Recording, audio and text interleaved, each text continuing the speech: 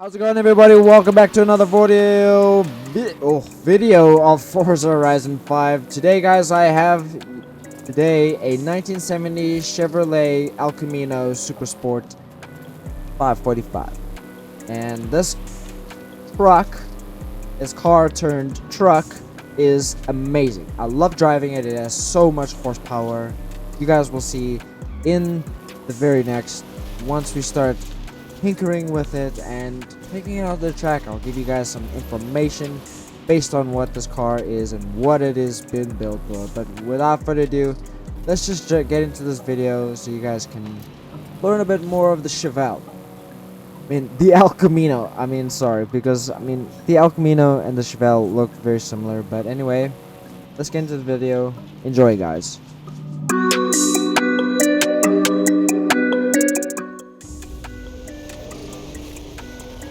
Alright, here we go. Time to pull off. Ooh. The El Camino can do a very mean burnout. You could say that much. Yeah, this car turned truck is no exception other than a muscle vehicle. It is so powerful. It has so much power in its engine. You guys see,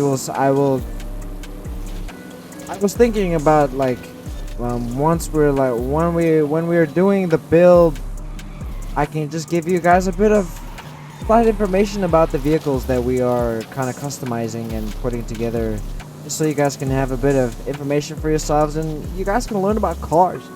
And at the same time, I'm learning too. But anyway, this vehicle,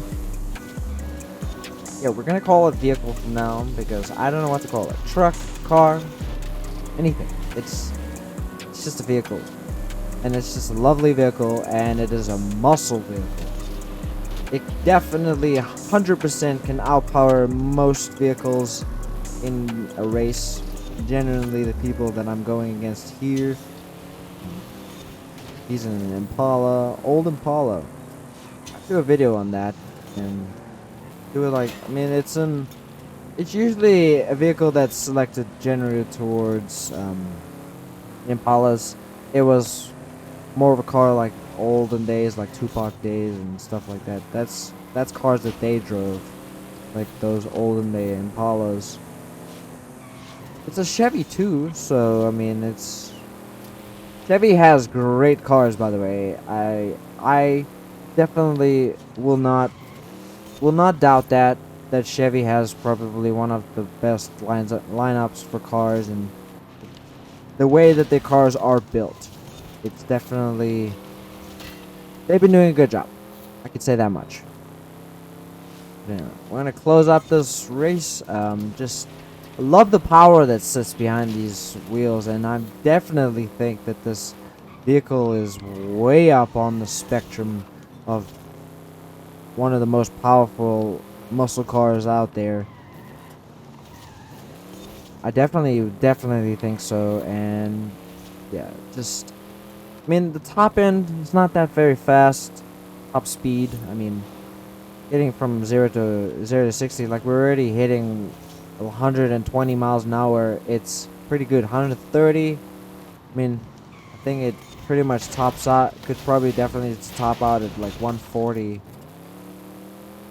150, like close to that range. But not with the corners that we're taking here. If we're taking it onto like a drag strip or very straight roads. But due to Mexico's very rich and prosperous lands, there is not really that many straight roads. If you take like a main road, for instance, that's different. But the amount of turns and twists in roads are pretty much unaccountable. It's really preposterous. I'm trying to learn some huge words here for you guys, but getting close to the end of this race, sliding a bit too much more than I would like, but it's alright. The car is yet to go under some heavy changes, and we will be doing some heavy changes and adding so much more muscle to this baby. Do a quick burnout, slide out, slide out, burning some tires. But yeah, first place. Let's go and pimp our car, and you guys can learn about the Chevy El Camino.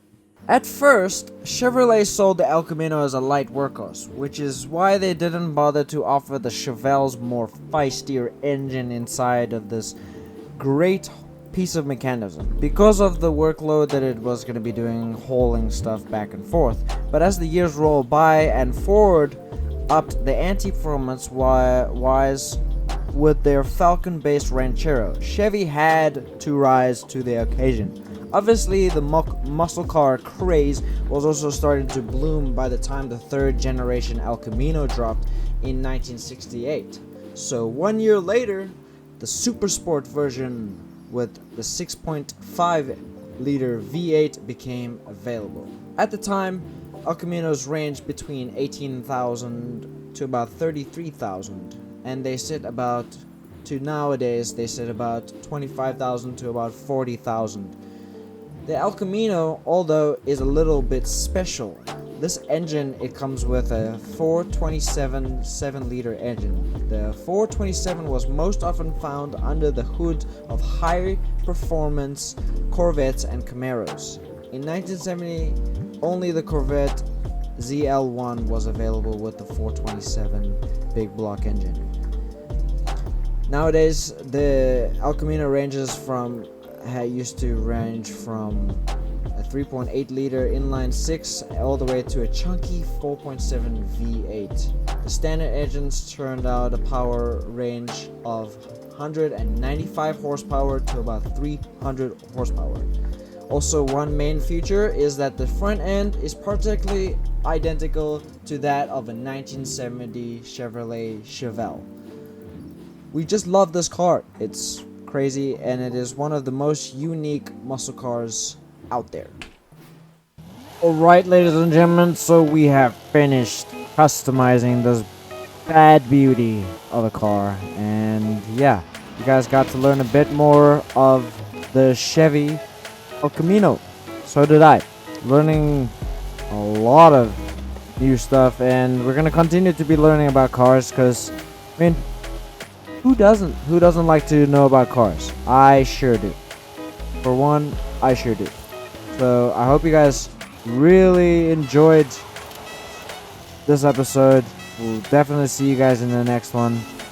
Hope you guys are going to be seen at the next one, because I will be there. Hope to see you guys there. Peace out.